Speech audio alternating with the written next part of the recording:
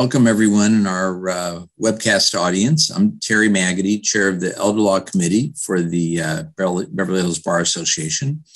And the first thing we do, even before we talk about the next program that's coming up, we turn right to our sponsors, because those are the people we have to thank for being able to put on these presentations every month. So we'll start with our first two sponsors who will speak themselves, and then we'll go on to our other sponsors, and I'll mention them as well. Brian? Thank you, Terry. Good afternoon, everyone. At the Sanborn team, we are specialized in representing administrators, professional fiduciaries, and conservators in the sale of real property. Our perfect referral comes from trust, probate, and estate attorneys just like yourselves. All we could ask is that we are one of the names that you give out when a client needs to sell real property. Although our offices are located in Beverly Hills, it is just an address, not a state of mind. Nancy and I are able to cover the vast reaches of LA County and surrounding areas. We've even been asked to represent fiduciaries in San Francisco, Seattle, and Vail, Colorado. Thank you everyone for your time, and enjoy the meeting. Reed? Hi, everyone. I'm Orit Kadish, broker and owner of Geffen Real Estate, a dynamic brokerage specializing in serving the trust and estate community. I'm also an author for the CEB, Continuing Education of the Bar, and I just wrote an article for the August edition of Estate Planning Reporter, providing a visual perspective on handling the probate of real estate assets. I also recently launched my book titled The Practitioner's Handbook for Probate Real Estate. For those of you who haven't read it, please take a minute to check it out. It's available on Amazon, and the link is in the chat box. Take a few minutes, read the reviews. If you're interested in reading it and providing a review, please text me and I'll have a complimentary copy shipped to you. And if we haven't connected yet, or you need help with an upcoming real estate sale, please feel free to reach out to me and we can schedule a Zoom call to get to know each other. Enjoy your program. Back to you, Terry. Thank you, Orit. And now I'm going to mention the other sponsors, and they'll be appearing on the screen, the names as I mention them. Marstein Klein and Glen Oaks Escrow, a great escrow company that specializes in the areas that we all deal with: probate sales, fiduciary sales, trust sales, sales involving older people. Marcine is great. I've used her myself. So thank you, Glen Oaks Escrow and Marcine, for being a sponsor. And also thank you to another company that specializes in our area: fiduciaries, probates, conservatorships, California Title Company. Thank you, California Title Company, for being a sponsor. And finally, our newest sponsor, Manufacturers Bank, also a bank that is really specialized in fiduciary work, trust work, and the areas that we deal with. And that's why they and the other sponsors are sponsors of our group. Thank you, Manufacturers Bank. And I believe at some point in the future, I saw some email that the team from Manufacturers Bank is going to be giving a talk. So look out for that. Now, before I introduce our speakers today, I'll tell you about our next program, which is November 2nd. As with all our topics, it's like niche areas. If anybody noticed, I'm sure the real estate people on the line have noticed, there was a brand new, hot off the presses state law that came down from Sacramento that changed the way zoning is going to work, right? Now, single-family R1 properties can be made into multifamily properties. But, the devil is in the details for what that means. But for our purposes, just like ADUs, there's an opportunity there for multi-generational living, for people who are older to live with their parents, grandparents to live with their families. So on November 2nd, we'll have the latest on the law and all the ramifications of what it means from Brad Rosenheim, which is a major player in like the whole zone, an attorney, a major player in the whole zoning area, particularly in the Valley. But I know he's worked all over the city and elsewhere. And I've been involved with him too on, for fiduciary matters when we owned as fiduciaries owning real estate. So that's coming up in November. And now our speakers, I cannot say enough good things about the speakers today, Ruthie Rosenberg and Steve Barlam. I have known our speakers for a long time, lost track of time. It's probably 25 years. I mean, since I started professionally in the elder law area, and they have I'm not exaggerating, wealth of experience, depth of experience in our elder law area, elder care area. And they're really pros. I mean, just underline, exclamation mark, all bold, pros in their field. And they've been in the private sector for a period of time, first nonprofit sector, then private sector. And now they're with Jewish Family Service, which of course also another institution, not a person, that I can't say enough good things about, because if you're dealing or working in our area at all, as a fiduciary, as an attorney, a must is to know, what does Jewish Family Service do, and how do they do it? And Steve and Ruthie are going to talk about that. Steve's been here before speaking when we were in person before Zooming. But for the next about 55 minutes, the program will be turned over to them, and looking forward to hearing from them. Ruth and Steve, you're on. Thank you so much. So to let you know, both Ruthie and I started off our careers in Los Angeles professionally at Jewish Family Service many years ago. And we both did other things. I started up a private care management business. I started up a company that was known as Live Home, and founded that company, and was with Live Home for 20 plus years. And then it became Arosa, another home care management company. And I was approached by Jewish Family Service to come back because they wanted to bring care management back into home care. And so it was an offer that was lovely, and it was the right time in my career to come back and do full circle. So with great pride, I'm here today to talk to you about some of the remarkable things that Jewish Family Service LA offers. And we're going to focus in the older adult arena, but we'll also at the very end talk about the other populations and some other services that JFS offers, because it's not just about older adults. So with that, I just want to start off with letting people know that Jewish Family Service is the oldest nonprofit social service agency in Los Angeles. It was founded in 1854. And it started off as the Hebrew Benevolent Society, but became JFS, or Jewish Family Service, in 1946. It is well known and respected for innovation, for really cutting edge services, serving a whole range of clients, from womb to tomb. It's really from birth to death. We have services for early childhood, interventions to the frailest of the frail. And we're going to talk to you about some of those services that we provide today, just to give you a good sense.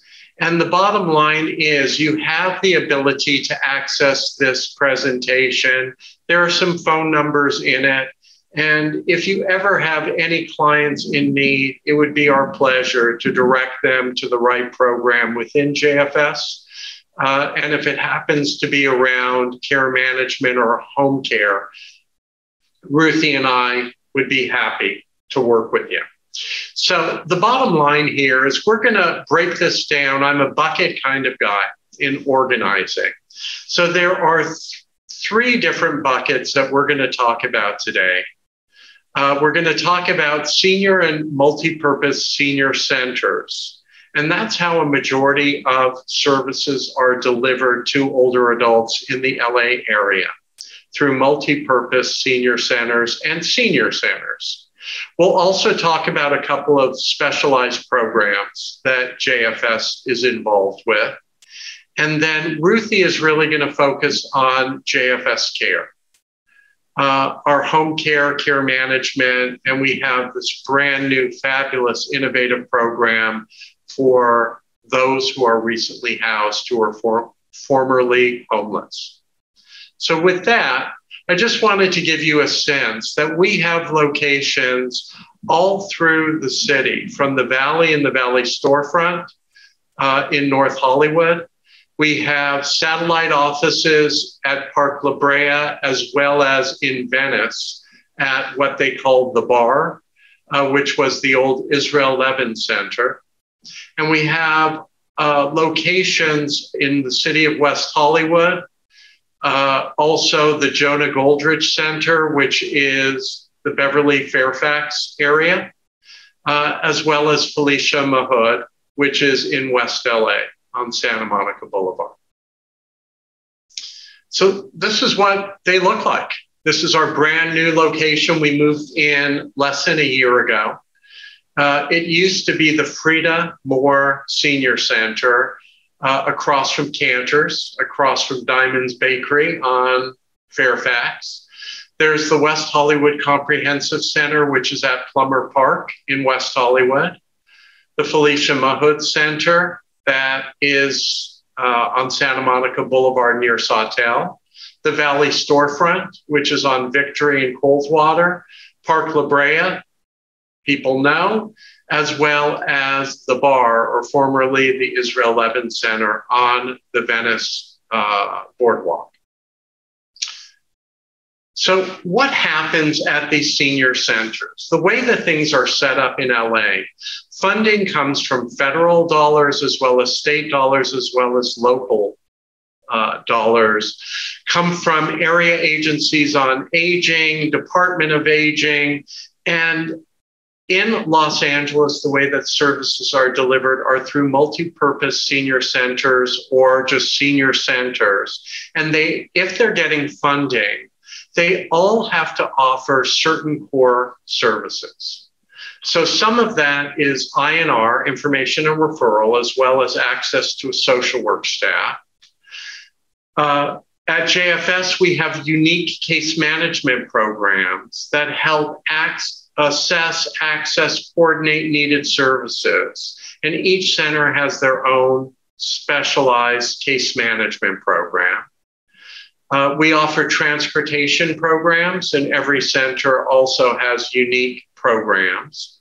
We offer nutrition programs, from home delivered meals to congregate meal sites or to grab and go sites. And during COVID, as you can imagine, we're not doing the congregate meal sites, but rather we had to change on a dime. We had to move quickly and be able to move from a congregate to be able to deliver meals quickly and efficiently to get to people, so that way people wouldn't go hungry. Most of our meals through JFS are cooked at our kitchen next door on Fairfax. They're Kosher Meals. And we have the delivery system as well as sites where people can pick up multiple meals at a time. We also offer through senior centers, and it's mandated, social engagement activity. You know, when Mondays are like Thursdays are like Saturdays and are blah and just loses meaning for seniors, you could just imagine how miserable existence is. So part of our reason for being is to really help create meaningful activity that engage older adults and really keep people engaged. We have a program that really focuses on activities, and we have the ability to provide activities virtually for our clients who are homebound, and as well as clients who, because of COVID, not having activities at senior centers. We have multiple programs daily that are going on, from fitness to music and entertainment to wellness to travelogue to interesting discussions that take place through a Zoom technology that are broadcast for older adults in the LA area. And lastly, we have a program that is such a critical program. It's run by volunteers where we call older adults who are at risk, who might be socially isolated, and we keep calling them until we reach them. And if we can't reach them after 5 tries, the volunteer then knows to call the emergency contact. And it's just a few-minute conversation just to check in. How are you doing today? And to make sure that, everybody is fine and okay. So really, again, it's nutrition, transportation, activity, care management, case management, information and referral, and JFS has this telecheck program, which isn't offered by all senior centers, but the ones that we run offer that service. So some of the unique things to the Jonah Goldrich Center or West Hollywood or Felicia Mehud or the Valley Storefront, I just wanted to list that there are some interesting, unique programs. So at the Jonah Goldrich Center, as well as the Valley Storefront, we have a fitness center with state-of-the-art equipment that people aren't using today because of COVID. But as soon as that clears up, and we're hopeful that in the next 6 months to 9 months, the use of the fitness classes was huge, both in the Valley and in the city in the Beverly Fairfax area. Another unique program, both again at the Jonah Goldrich as well as Valley Storefront, is a program called Cafe Europa. And this is programming for Holocaust survivors. And it is social activity, gathering people and getting people together. They just had a meeting this week in person. It was the second one done. Normally it's monthly, but in COVID, they've been doing it quarterly. And you should see these folks in their late 80s, in their 90s, who have suffered, you can't even imagine the trauma, coming together and experiencing joy. It's quite remarkable. So Cafe Europa is something unique to Jewish Family Service. We have an older adult technology program that was just rolled out. And it's providing, I believe, up to 250 Chromebooks for those low-income older adults who don't have access to technology. And then a devoted tech person available by phone to be able to go in remotely into the tablet and to be able to help the older adults be able to access some of the social engagement activities that we have going on. And it's really about helping older adults stay connected. And lastly, an innovative program out of the Jonah Goldrich Center is a homeless prevention program. So if you think about it, homelessness in LA, oh my goodness, is center stage. It's one of the biggest issues that we're facing these days. And so JFS wanted to get involved, but we also didn't want to compete with some absolutely fabulous social service agencies out there. Because, it's not about taking away funding from others. So we decided, what do we do best? And that's care management and home care, as well as the psychosocial issues around aging. And we wrote a grant to be able to get at people who are hoarders, to be able to provide case management services for people who are at risk of becoming homeless because they're hoarding and because they might get evicted because of their collections. So that's a really interesting program through the Substance Abuse and Mental Health Services Administration, SAMHSA, and we're really excited about it. So just to let you know, I don't have to read through all of these, but I just want you to know that each of the centers have unique programming besides the core services that we provide as mandated by the city. Now we have a couple, that was the first bucket, the senior centers. The second bucket, as I described, are specialized service offerings. And there are two programs that I just want you to be aware of. Mssp and the Assisted Living Waiver Program. And both of these programs are geared for people on public benefits, low income, older adults, people who are frail, and people who are eligible to be in a nursing facility. So we're talking about the frail of the frail and people on very limited, with very limited financial means. Now, Mssp is a program that came to the government, and this was back in the early 80s. It was a demonstration program, and it started out of Berkeley, where I was going to graduate school at the time.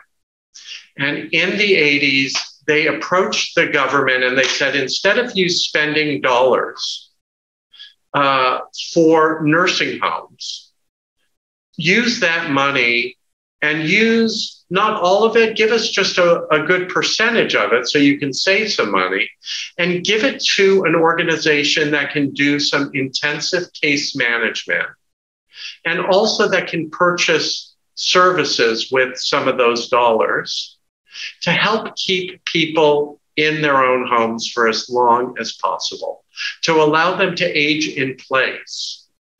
And it was set up with a registered nurse and a social worker who would be part of that case management team. And they'd be doing advocacy, they'd be monitoring, and they would really be keeping an eye and being able to purchase needed services and link folks to community-based services. But the goal was we could do it cheaper than if somebody went into a nursing home.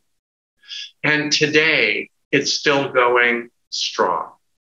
It's full steam. Now, it was on the chopping block when, in the last round of budgets for the state, but it actually got approved with even more dollars this time around. So it's a remarkable service that really is cost effective. It's like a no-brainer. Without this program, all the people in the Mssp program would be placed in a nursing facility if they didn't have the case management or other services. So it's a pretty remarkable no-brainer, cost-effective. The second program that we're involved in is not only for older adults, but for people of all ages who are nursing home eligible. And it moves them from a nursing home into an assisted living. And it gets Medi-Cal to pay for that. And normally Medi-Cal is a medical insurance, as you're all aware, and will pay for medical services. And assisted living is not considered a medical service. So a waiver was developed, which allows Medi-Cal dollars to pay for assisted livings as opposed to nursing homes, allowing people to be in the least restrictive environment. And it also pays for, through this program, case management and coordination of services.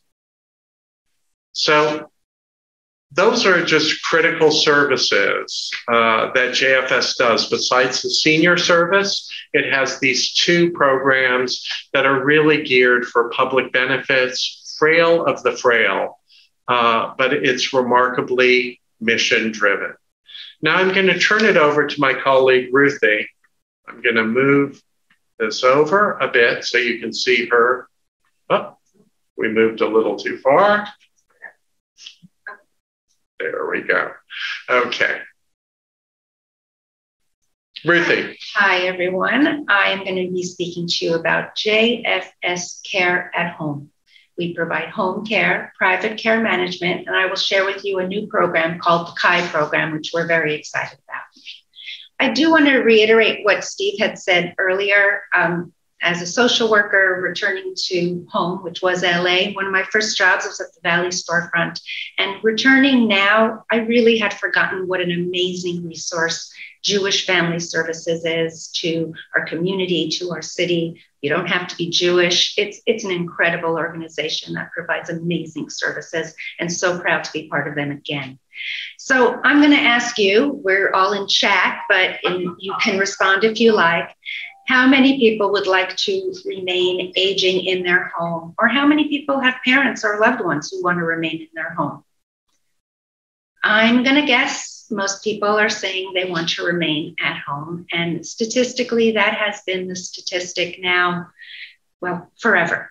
People want to stay where they may have raised children, celebrated holidays, have beautiful memories, and most people want to remain at home. At JFS Care, we're able to take care of people wherever they are, but most of our clients want to remain at home. So we're going to talk about care-managed home care. Let's talk first about our caregivers, because those are the people who actually provide the services. What do we look for when a caregiver becomes an employee and part of the JFS family?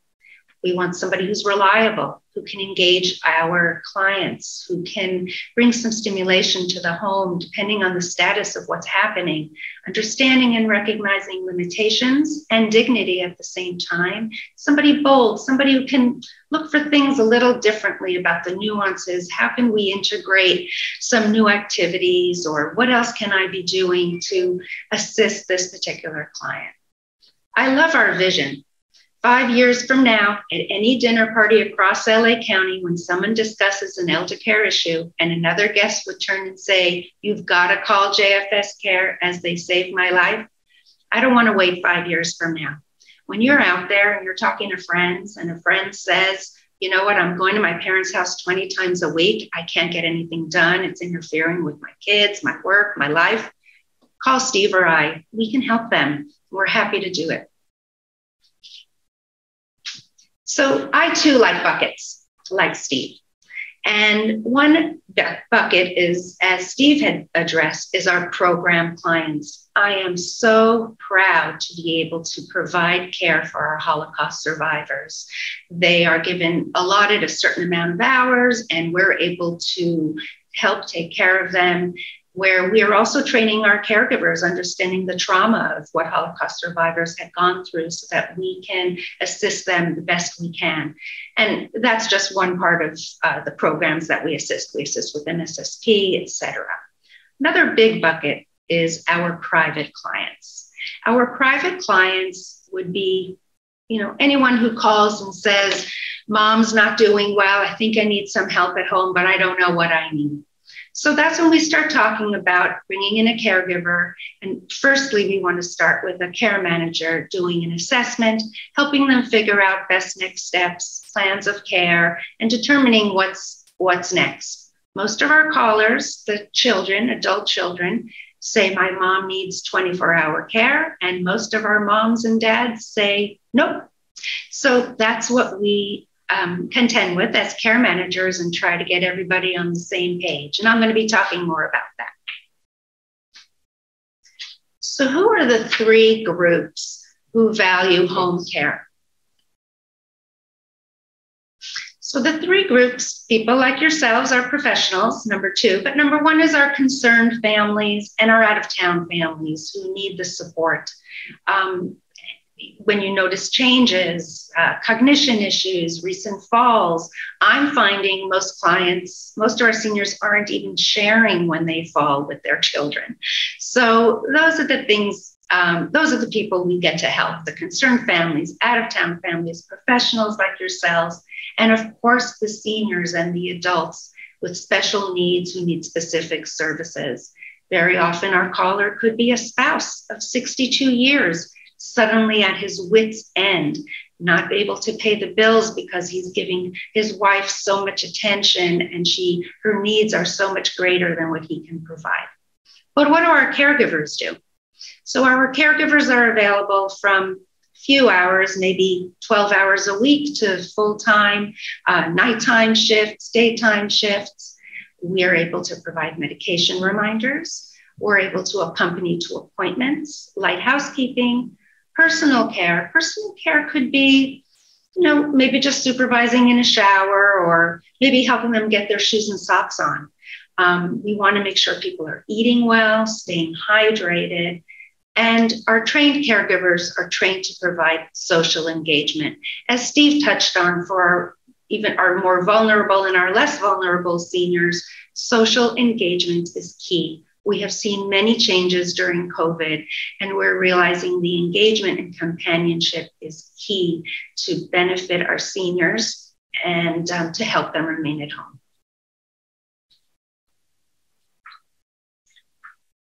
So who values life care management? Now, it's been called a lot of things. You've heard case managers, but we are life care managers. It used to just be called care management. So families who live at a distance, or as I mentioned before, just busy people, the same person who said, I'm going to my parents 20 times a day, I can't get to do the things I need to do. Families who don't see eye to eye. You might have two brothers who can't agree on what's best for mom or dad. A care manager can help mediate, get everybody on the same page. New transitions. Very often our calls are in crisis. Somebody fractured a hip. They're going to be discharged from the hospital. What do I do now? Even the professionals in your areas, you don't know what it's going to look like when these clients or loved ones return home. They're going to need help. They're going to need support. They're going to need resources. They're going to need equipment. They might need to reassess the home they live in. Those are the transitions that a life care manager can assist with. The other thing is risks. Should they be driving? Are they taking their medications correctly? Is there some isolation? Are they avoiding social situations? And for most of you, your red flags are the fiduciary abuse. What are you hearing? What are you seeing? And perhaps you got a red flag and you're not sure. That's when you want a care manager to go to the home. There is nothing like seeing someone at home, and we couldn't all wait till we were vaccinated so we could see our clients again and also help the ones who could possibly be experiencing some kind of abuse so that we could really get a feel. There's nothing like being in somebody's home. So we really get a feel of what's going on, the vulnerabilities, where the gaps are. You get a sense from body language what's happening, not just from what's being said. Excuse me, just gonna take a drink. And advocacy. We are big advocates of advocacy, recognizing when people need a little direction, perhaps advocating with a physician, perhaps advocating with other professionals in their lives to make sure they get the services they need.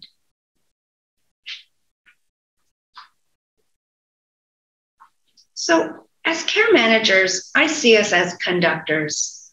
We're imagine an umbrella.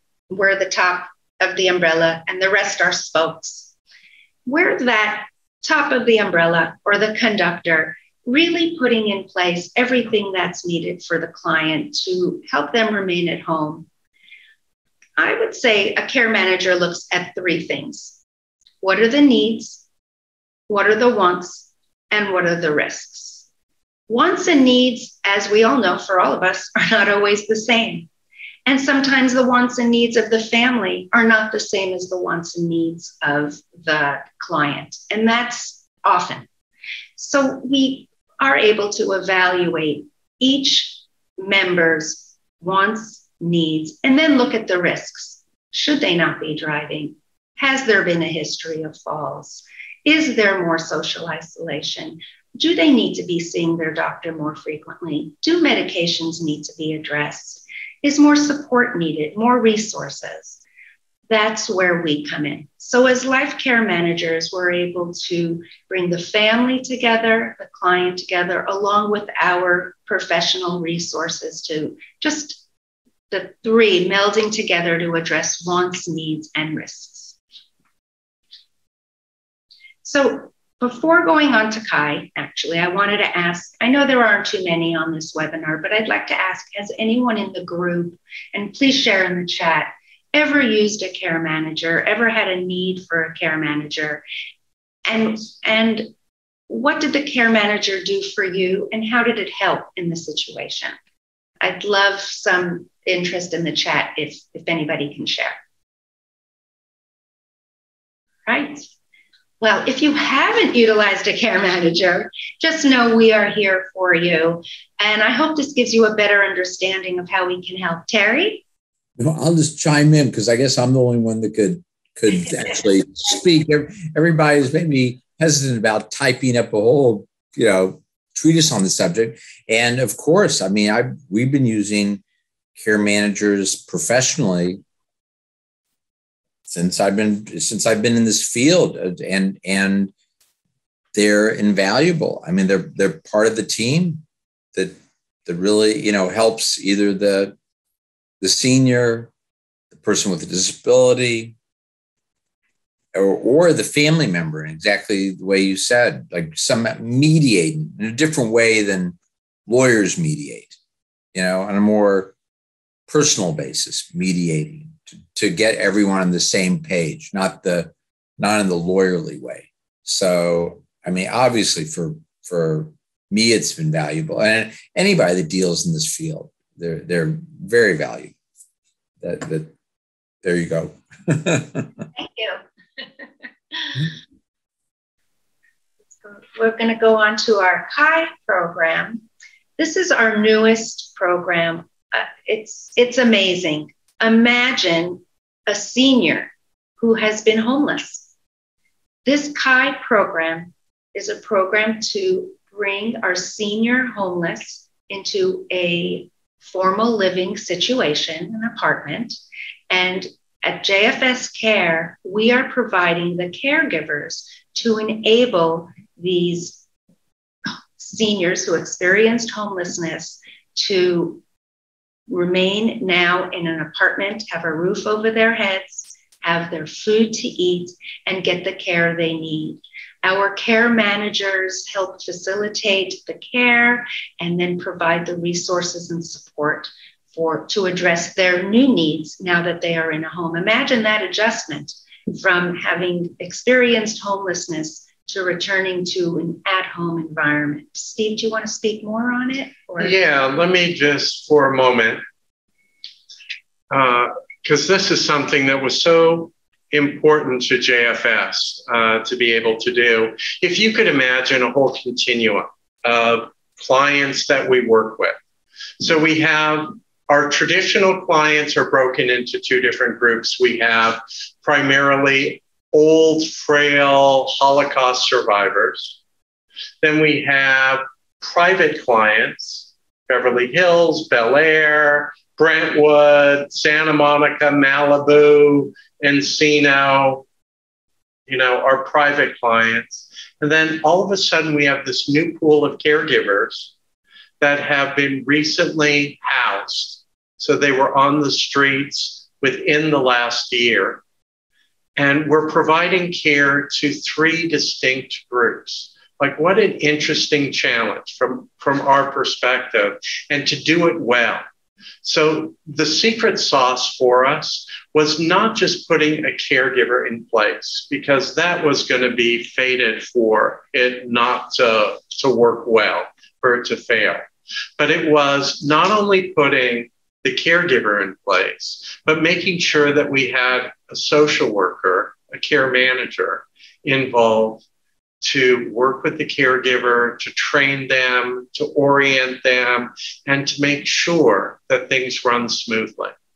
And while it's a little bit more expensive to have a care manager and a caregiver in place, the county was open to it, to try a new model, because they weren't having great luck getting traditional caregivers through in-home supportive service for them to stick with these very challenging clientele.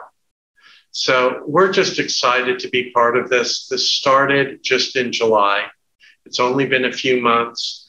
We're currently serving I think there are 17 or 18 clients that we're serving, and eventually we are aiming to get to the 70 mark, and then to have 70 clients at any given time. So what I love about JFS is that we could do this great work, this private work, high-end, high net worth clientele, but then we can also be doing some really remarkable mission-driven work. And the balance of the two is joyful to me.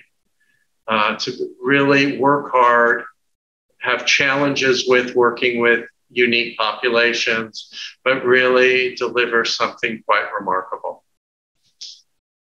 So that is the second part, or the third part. So we talked about senior centers. We talked about some specialized programs, Mssp, the assisted living waiver.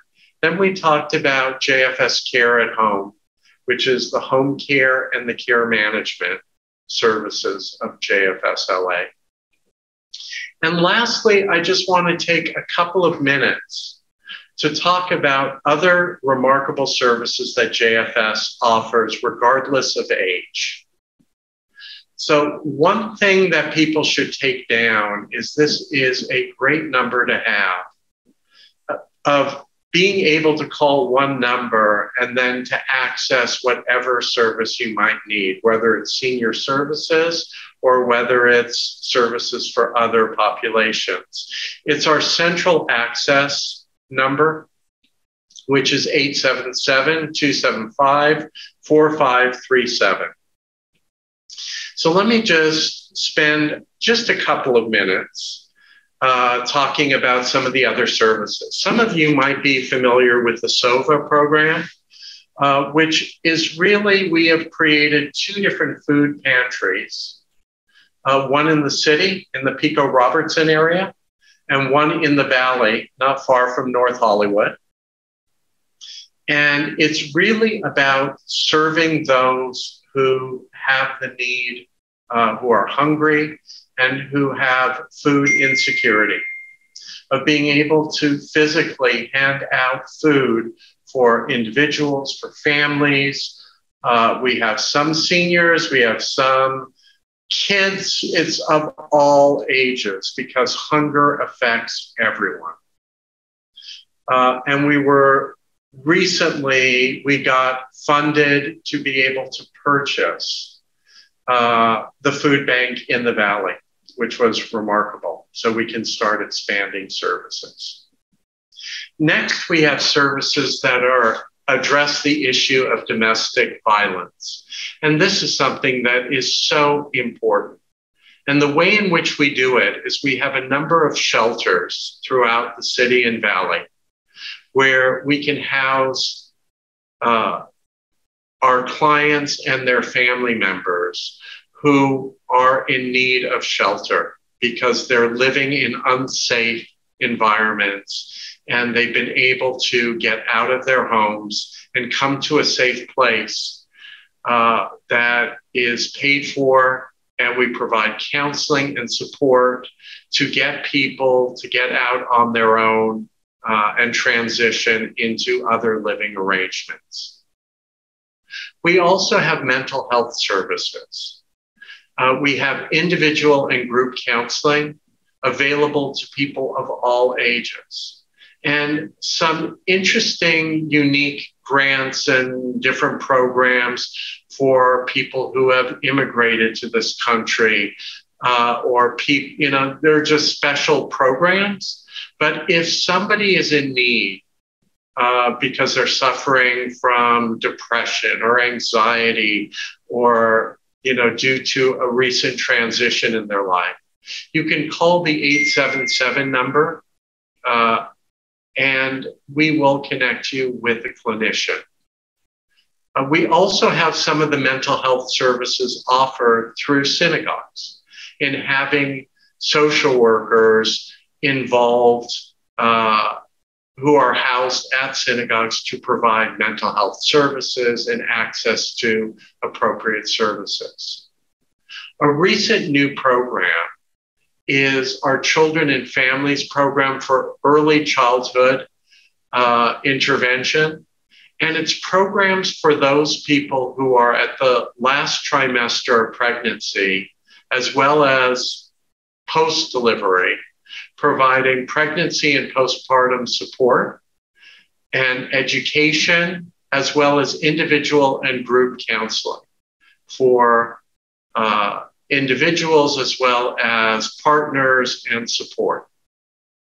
And lastly, we have a whole slew of services for those with special needs and diverse abilities, for those people who may have developmental delays, for those people who may be on the spectrum of autism. It's really providing family support and education, as well as the most remarkable social events of gathering people on a regular basis. Now, it's done through Zoom since COVID, and actually through Zoom, there has been more participation because of difficulty with transportation, of getting to events. It's a quite remarkable situation. So if you know of anybody who may have special needs or who could benefit from getting family support education and engaging with some social events, please reach out. So that's the long and the short of it. You know, it's not easy to go through a whole range of services. It's kind of a dry subject in a way. And we just wanted to give you a sense of what's going on at JFS, sort of the range of services with the focus on seniors. And we hope that you can walk away with a better understanding. You know, for our short time left, I don't see any questions in the chat box, but I certainly have questions that I could, take advantage of the expertise in front of us to hear what you guys say about the questions.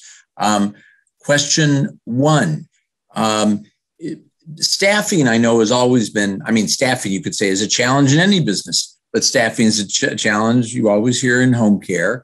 And then as of late, I don't know how late, sometime after COVID until presently, and even before then, it was a problem in certain counties. It was a major challenge. It wasn't LA County, but other, in outlying areas. What are you hearing about the staffing challenges presently for in-home care? And do you have any thoughts about how to address the challenges? Yeah, that's a great question, Terry. I have to tell you, it's not just LA, it's not just California, it's nationwide. There's not enough caregivers to be able to care for older adults. We saw that coming probably 10 years ago. People were talking and getting on soapboxes and preaching that we need to be doing things differently. But have people done things differently? Today, not a lot has been done differently. So from my perspective, a lot of the pressure is really falling upon family members, right? If there's not enough caregivers, who is it going to fall to? It's going to fall to families. And so the shift needs to be, how do we help families do better? How do we support families? And how can we be more efficient with our caregivers? So what I mean by that, if somebody needs 24-hour care, oftentimes people really don't need 24-hour, but they need 2 hours in the morning. They need 3 hours in the middle of the day. They might need an hour in the afternoon and maybe an hour at bedtime. So what they need is 6 hours of care, but currently we don't have a mechanism to get that care to people when they need it.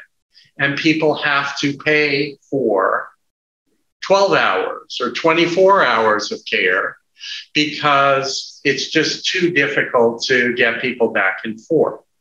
So there are going to be changes over the coming years of a more on-demand caregiving model.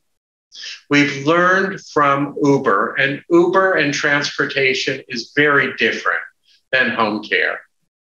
But some of the things that I think we can learn are there are mechanisms, there are computer programs and the ability to manage logistics in different ways that we didn't have 5 years ago. And with that will come different ways, sort of cluster care, where one caregiver may be taking care of multiple clients in a set geography. And with the right dispatchment system, you'll be able to manage that much more efficiently. Is that next week or 6 months from now? No. But is that a year from now, a couple of years from now? Absolutely. We're going to have to be doing things differently. So that's sort of my take, and we're paying attention to the trends. We're also realizing we have to take care of caregivers. Caregivers are people who are working so hard and they're at the bottom of the pay scale. People who are doing caregiving are making close to minimum wage. And if you think about it, that just isn't right. So we do our best. So we pay more than most agencies, which affords us the ability to attract some people that other agencies can't attract. We pay a little bit more. Our profit margin may not be as high as some of the other companies out there, but we're mission driven. So we try to balance, and we're trying something different also. And I'll then get off my soapbox, I promise. And that is hiring caregivers and offering them full-time positions. And then it's up to us to dispatch appropriately to keep people busy. And one of the hardest things for caregivers who are working from job to job, could you imagine getting a job for 30 hours a week, and then all of a sudden it comes to an end, and you might have to wait a week, 2 weeks until you get another job that's the right match. And if you have to pay rent and take care of your family, it's crazy making. So we are experimenting at JFS Care of guaranteeing salaries for caregivers. But with that, you need to be flexible and agree to jobs that we provide to you. So it's a two-way street, and we find that we're experimenting now, and so far it's been pretty much positive. We're working through the kinks of it, but we're willing to try that out because we think we need to be doing things differently in order to be successful. And I'll have, let's see, I think we just comments, not other questions, but I'll ask a couple more.